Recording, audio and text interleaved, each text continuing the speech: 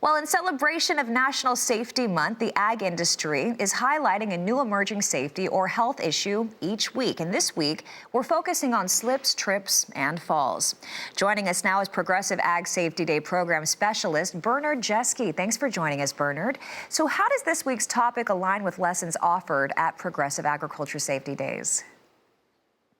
Well, the thing is, we do a lot of things with the kids, and again, it depends on their age, and the activities are age appropriate. But for little kids, as we're talking to them and they learn more about the slips, trips, and falls, we talk about the importance of picking up their toys, picking up their rooms, those types of things. And as the kids get older, maybe into 4-H or FFA, we do other activities that are more age appropriate, where maybe their rooms are either upper level or lower level, where they run the stairs, about keeping the stairways clean and not to set something on the steps thinking, well, I'll take them up or down the steps the next time I go, and then all of a sudden they end up being a tripping hazard. And also, we have a lot of adults that attend the Progressive Agriculture Safety Days, so we talk about the possibilities of slips, trips, and falls in the garages, workshops, things that they might want to pick up in the way of tools, maybe spilled liquids.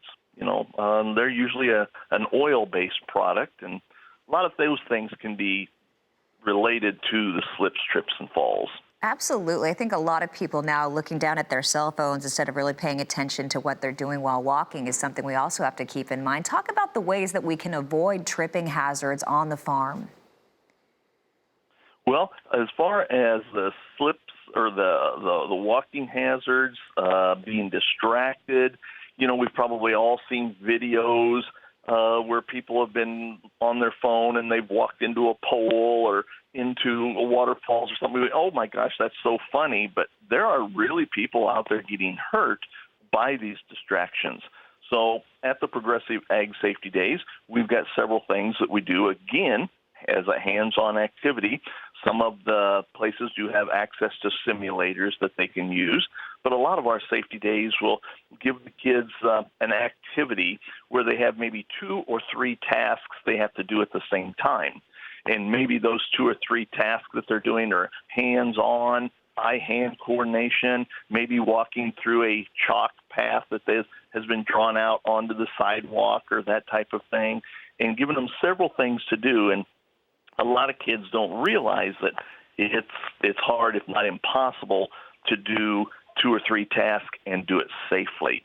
How do you think those are the key things that we do there. Oh, absolutely. How do you think kids respond to these lessons that they're learning as you see them interacting and really learning how to be safe? How do you think they're responding? Do you think they're going to take this with them? I think they will, because the thing we try to do is we try to work the activities in of things that they do every day. All the kids are on their phones, so we give them a phone on there, and we give them an activity of just walking a little chalk path and not being able to do that, or do some type of an eye-hand coordination. Maybe they're putting a puzzle together and trying to be on the phone at the same time. So we do things that they're doing every day, and the statistics that are gathered that involve kids being involved in slips, trips, and falls, and a lot of times it's things right around the home, not necessarily out on a working farm, but just out around the home area.